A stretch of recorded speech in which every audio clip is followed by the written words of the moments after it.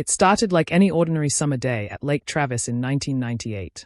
The sun was high, reflecting off the calm waters, and families had packed picnic baskets, spread blankets on the shore, and launched boats for a day of fun.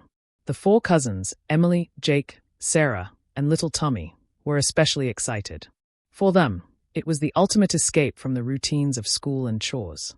Their laughter echoed across the cove as they splashed into the cool water, their energy contagious to anyone nearby. The lake was alive with life, from kayakers paddling lazily to fishermen tossing lines into the sparkling water, all seemingly oblivious to the dark turn the day would take. By late afternoon, the sky began to shift subtly, streaks of orange and pink melting into the horizon. The cousins, still oblivious to the approaching dusk, decided to explore a quieter, more secluded section of the lake. This part of Lake Travis was less frequented, bordered by dense trees and overhanging branches that created pockets of shadow along the water's edge. The water here was deeper, darker, and colder, a stark contrast to the sunny, shallow areas they had been playing in.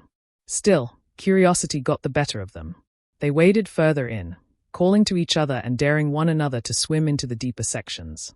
As they played, an unusual mist began to drift across the surface of the lake.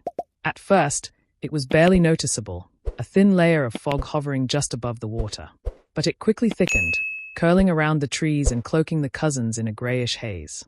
Shadows seemed to flicker across the water in ways that made the hair on the back of their necks stand on end. The usual sounds of the lake, splashes, laughter, calls of birds, seemed muted, almost swallowed by the fog. Emily called out to the others, but her voice sounded distant, distorted, as if the mist itself was absorbing their laughter. Despite the strange atmosphere, the cousins pressed on, unaware of how perilously close they were to the unknown. They moved toward a narrow inlet where the water seemed unnaturally still, reflecting the darkening sky. The silence was eerie, broken only by the occasional drip of water from the overhanging trees. Emily noticed that the shadows on the shore didn't match the shapes of the surrounding trees. Jake, ever the brave one, joked about ghosts in the fog, but even his voice carried a hint of tension. Something about the air felt different, heavier, almost electric, as if warning them to turn back. And then, in the blink of an eye, it happened. One moment, the four cousins were there, laughing and splashing. The next, a sudden ripple moved across the water, and they vanished. No scream, no struggle, nothing. Just an empty stretch of lake surrounded by the mist that now seemed alive, curling and twisting in unnatural shapes. Parents on the shore ran toward the water, hearts pounding, calling out names into the growing gloom. Boats sped toward the inlet, flashlights cutting through the fog, but it was as if the cousins had been swallowed whole. The lake, once a place of summer joy, had turned into something sinister, a trap no one could explain. The panic on the shore was immediate. Parents screamed out their children's names, their voices cracking with terror, echoing across the misty lake. Nearby families dropped their belongings and rushed to help, but the thickening fog made it nearly impossible to see anything. The sun had dipped below the horizon, and shadows stretched unnaturally across the water, making the lake feel almost alive. Boats were launched hastily, engines thrumming as neighbors and locals tried to comb every visible inch of the shoreline. Each ripple of the water brought fresh hope, only to crush it when no sign of the children appeared. Within minutes, the local authorities were called in. The Texas Rangers arrived, their presence immediately bringing a sense of urgency and structure to the chaos. Helicopters took to the air, their searchlights cutting through the dense fog, revealing only fleeting glimpses of the water and tree line. Trained K-9 units were brought in to track any scent that might lead to the missing cousins, but the mist seemed to dampen everything, erasing trails almost as quickly as they formed. Every passing moment intensified the fear. It was as if the lake itself had swallowed the children whole, leaving no trace behind. Witnesses who had been fishing nearby reported strange sightings. Some swore they saw flickering shadows moving just beneath the surface, while others described hearing faint laughter echoing from the water, though the cousins were nowhere in sight. The eerie reports fueled growing speculation among the search teams. Were these hallucinations caused by stress, or was something truly unnatural at play? Authorities tried to remain calm and methodical, but even the most experienced officers admitted that the situation was unlike anything they had encountered before. As night fell, the search took on a more desperate tone. Families huddled together on the shore, flashlights in trembling hands, scanning the fog-shrouded water. Drones, a relatively new tool at the time, were deployed to get a bird's-eye view of the lake, but the thick mist rendered most footage almost useless. Volunteers waded into shallow waters, calling out, hoping to hear a response. But every call was met with silence, and the oppressive fog seemed to press down on everyone, suffocating both hope and courage. The lake, once a place of summer joy, now radiated a sense of threat that no one could explain. By the early hours of the morning, exhaustion began to set in, but no one could stop searching. Every creak of a boat, every splash in the water, sent hearts racing. Authorities expanded the search to nearby inlets, coves, and wooded areas surrounding the lake, combing through every possible hiding spot. Helicopters circled overhead, and searchlights swept across the surface, but the children were nowhere to be found. The sheer scale of the effort, combined with the growing darkness and impenetrable fog, turned the search into a surreal nightmare. It was as if Lake Travis itself had erased all evidence of the cousins, leaving only fear and unanswered questions in its wake. As days turned into weeks, the eerie disappearance of the four cousins began to dominate the small Texas town. The community, once lively and carefree, now felt trapped in a cloud of fear and suspicion. Rumors spread faster than the official updates from law enforcement. Some whispered that the children had simply wandered into the surrounding woods and gotten lost, but others were convinced something far darker had occurred.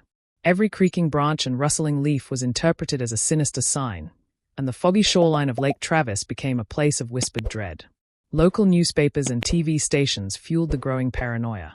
Journalists arrived from nearby cities, interviewing grieving parents and terrified neighbors, their cameras capturing the mist-covered lake and the anxious faces of those desperate for answers. Opinion columns speculated about everything from cult activity to serial predators in the area. One reporter even recounted an unverified story about a boat seen drifting alone in the mist the night the cousins vanished. Each new theory, whether grounded in fact or fiction, amplified the town's fear and made the mystery feel unsolvable. Community members themselves began forming their own theories. Some claimed the lake was cursed, pointing to old legends of disappearances in the region over decades. Others suggested foul play. A stranger or group had lured the children away, knowing exactly when and where to strike. Parents shared accounts of odd people seen near the lake in the days before the incident, and even harmless coincidences began to take on ominous meaning. Every sound at night, a branch snapping, a distant splash, or even the howl of a coyote, was enough to set the town on edge. Online forums and early internet chat rooms, still a novelty in 1998, began buzzing with speculation. True crime enthusiasts dissected photos, maps, and eyewitness accounts, debating whether the cousins had been victims of an accident, abducted, or even involved in something supernatural. Amateur detectives pored over every detail, convinced that hidden clues were being overlooked by official investigators. Theories grew increasingly elaborate, some bordering on the fantastical, and the story of Lake Travis began to take on a life of its own, a modern folklore of fear and unanswered questions. Even within law enforcement, uncertainty gnawed at the investigators. Every lead seemed to dissolve into a dead end, every tip unsubstantiated. Officers recounted how the lake seemed to distort their perceptions. Mist would roll in suddenly, and familiar landmarks would vanish from sight.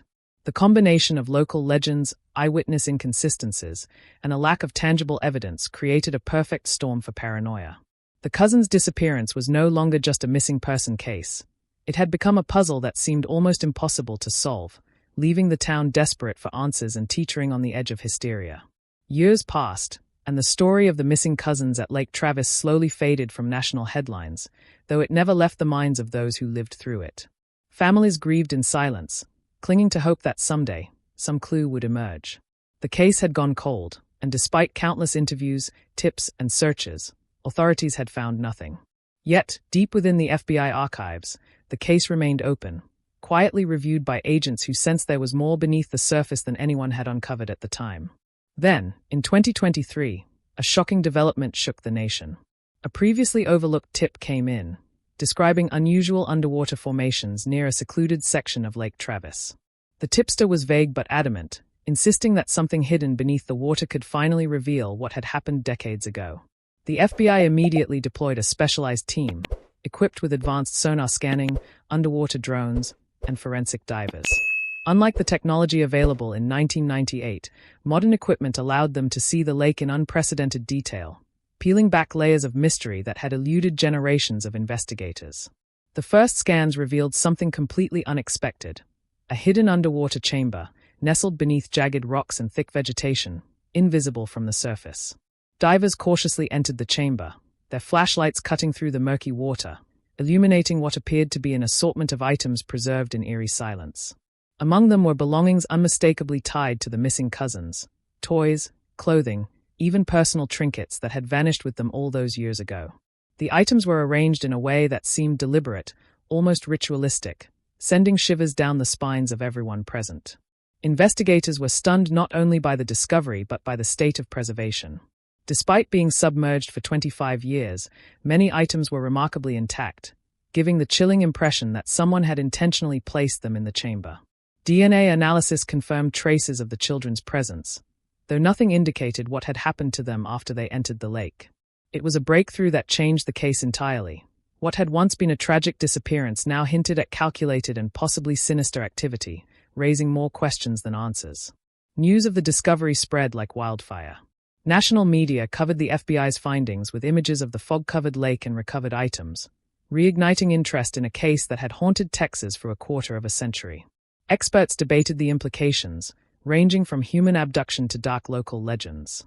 Social media exploded with theories, from rational speculation to whispers of the supernatural. For the families, the discovery brought a mix of relief and terror, proof that their loved ones had been somewhere, yet the mystery of their fate remained unsolved. Lake Travis, once a place of summer laughter, had become a symbol of unanswered questions and enduring horror. What investigators found inside the hidden chamber sent shockwaves through the FBI and the nation. The items weren't just scattered randomly. They were arranged with a precision that suggested someone had intentionally placed them. Small toys lined the corners, clothing folded neatly, and personal belongings like notebooks and a pair of glasses sat as if preserved for someone to find. It was a haunting sight, like a frozen moment in time, untouched since 1998. Even the FBI agents, trained to handle the unimaginable, couldn't shake the feeling that they were stepping into a scene carefully staged for unknown eyes.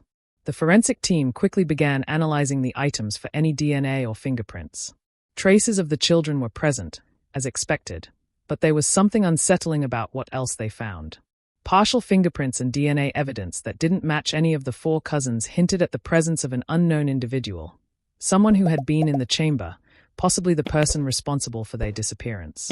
The implications were terrifying. The children hadn't simply vanished. Someone had been directly involved, lurking in the shadows for decades, and possibly manipulating the scene to leave a message no one could yet decode. Even more disturbing were subtle details that hinted at ritualistic intent. Certain items were positioned deliberately, a toy facing the doorway, a piece of clothing draped over a rock, as if someone wanted to create a specific arrangement. Experts in criminal behavior noted that such careful placement often points to premeditation, or even to a desire for control over the victims. It was as if the unknown perpetrator had wanted to communicate something through the objects, yet left just enough ambiguity to haunt anyone who viewed the scene. This revelation transformed the story from a tragic disappearance into something far darker and far more calculated. The FBI also discovered additional clues in the surrounding lake bed. Footprints that appeared to belong to an adult, now partially preserved in sediment, suggested that someone had accessed the chamber repeatedly over the years. Small fragments of rope and tied knots were found nearby, meticulously analyzed by experts in the field. It was chilling evidence that someone had been intimately familiar with the area, waiting patiently, unseen, while the case lay dormant. Each discovery deepened the mystery and made the community, and the nation, question how such a person could have remained undetected for so long. Perhaps the most unnerving aspect was the eerie sense of staging. Every object, every placement, seemed designed to create a lasting impression of both presence and absence, proof of life and simultaneous proof of loss. Investigators described a heavy, almost oppressive feeling upon entering the chamber, a sensation that lingered even after the divers surfaced. For families and the FBI alike, the evidence suggested a deliberate and haunting orchestration. Someone had been behind the cousins' disappearance in a way that was meticulously planned and carefully hidden, leaving questions that would continue to terrorize and intrigue for years to come. Once the FBI's discovery was made public in 2023, the quiet town of Lake Travis erupted with renewed fear and speculation. Social media platforms lit up almost immediately, with users dissecting photos of the hidden chamber, the carefully arranged items, and the misty lake itself. True crime enthusiasts debated whether the arrangement of objects suggested a ritualistic element or simply a cruel taunt by the unknown perpetrator. Mainstream news outlets ran repeated segments, replaying old footage of the children playing by the lake, juxtaposed with images of the eerie underwater chamber. Across the country, people were captivated, horrified, and obsessed, desperate to understand how a disappearance from 25 years ago could suddenly feel so close to home. Locals began sharing stories that had long been dismissed as folklore. Witnesses recounted strange events from the night the children vanished, unexplained figures in the mist, distant laughter that couldn't be traced, and fleeting shadows that seemed almost human but moved unnaturally. Suddenly, these accounts gained renewed attention, now framed in the context of the FBI's shocking recovery. Some claimed they had felt a presence around the lake for decades, an unexplained weight in the air or a sense of being watched, particularly at twilight when the fog rolled in. Each new story added layers of suspense, suggesting that Lake Travis had long been hiding secrets that no one had dared to confront. Criminal psychologists and experts were called in to analyze the chamber and its contents.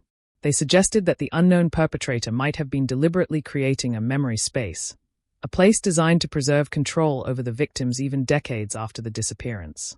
Online forums exploded with speculation, ranging from the rational to the fantastical. Some theorized a skilled human predator with a dark obsession, while others leaned towards supernatural explanations, claiming the lake itself seemed to hold the children in some otherworldly way. Every analysis, every theory, only deepened the sense of mystery, leaving the public both fascinated and terrified. Meanwhile, investigative journalists began connecting dots to other cold cases around Texas and neighboring states.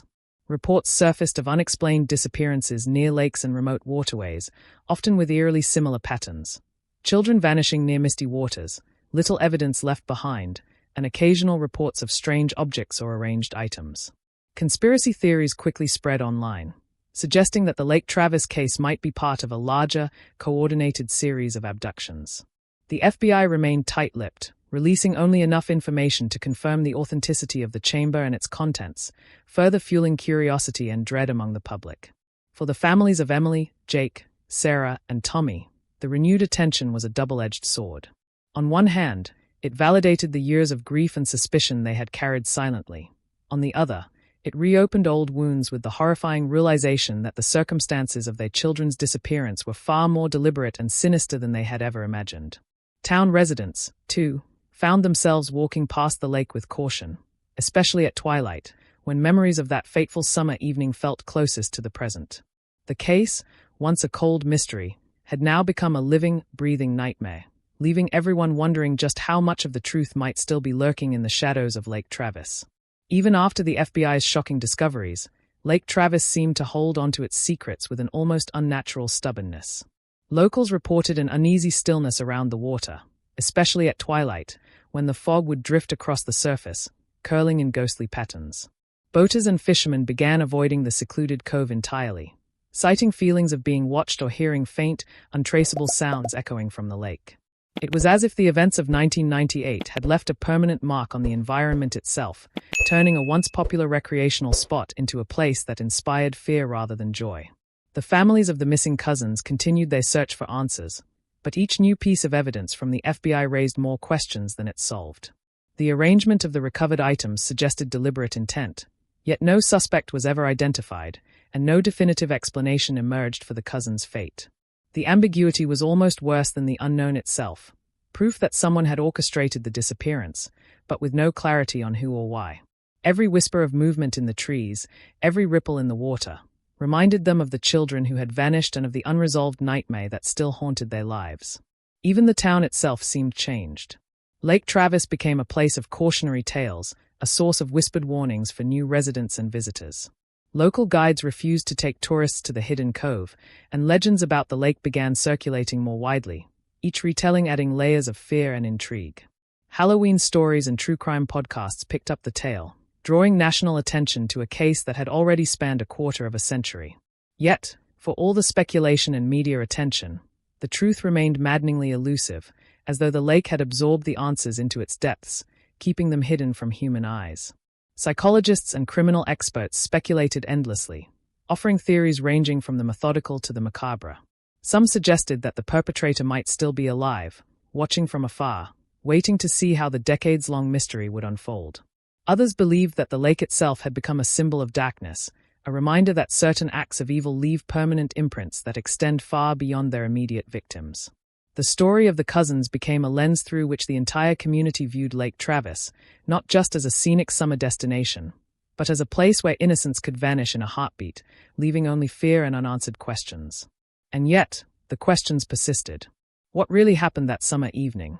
Was the disappearance the result of a human hand, meticulously orchestrating events behind the scenes? Or was there something more sinister, something beyond logic, hidden in the fog and shadows of the lake? The FBI's findings confirmed the children had been somewhere, but offered no closure, only a chilling glimpse into a story that refused to be fully understood. Lake Travis remained a haunting enigma, a place where the past and present blurred, and where the memory of Emily, Jake, Sarah, and Tommy lingered, waiting silently beneath the water's surface. Even decades later, the mystery of Lake Travis refuses to let go. Despite the FBI's shocking discoveries in 2023, the truth about what happened to Emily, Jake, Sarah, and Tommy remains hidden beneath the surface. Locals still avoid the misty cove at Twilight, haunted by shadows that seem to move on their own and whispers that no one can explain. The lake has become a place where fear lingers, a chilling reminder that some disappearances aren't just lost to time. They are etched into the very land itself. The families, though forever scarred, continue to hope. Every piece of evidence, every story, every theory keeps the memory of the cousins alive, but the unanswered questions gnaw at them relentlessly. Who was behind their disappearance? Was it a single predator, a series of coincidences, or something far darker than anyone dares imagine? No one knows. And perhaps that is the most terrifying part, that Lake Travis has kept its secret all this time, just beneath the rippling water, waiting for the day it might reveal itself again. As the sun sets over the lake and the fog drifts across its surface, one thing is certain. The events of that summer evening in 1998 changed everything. A perfect day turned into a nightmare, a small town became a stage for terror, and 4 innocent lives vanished into the unknown. And though years pass, the memory of that fateful twilight lingers, a story of loss, fear, and the haunting power of unanswered questions. So, next time you find yourself near a quiet lake at twilight, take a moment to look at the water, and remember Lake Travis. Because sometimes, the most peaceful places hide the darkest secrets, and some mysteries are never meant to be solved.